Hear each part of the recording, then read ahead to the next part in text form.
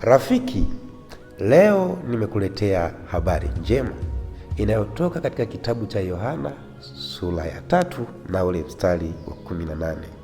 Watu hawatahukumiwa ati kwa sababu walitenda dhambi, eti kwa sababu walikuwa na dhambi nyingi. Hapana, watu watahukumiwa kwa sababu moja tu: walikuwa na nafasi ya kumwamini Yesu wakiwa duniani, lakini hawakuweza kutumia nafasi hiyo kumwamini Yesu. Kwa hiyo hukumu itatoka kwa sababu watu walishindwa kumwamini Yesu wakati walipopata fursa ya kufanya hivyo. Wewe usiwe miongoni mwa watu hao.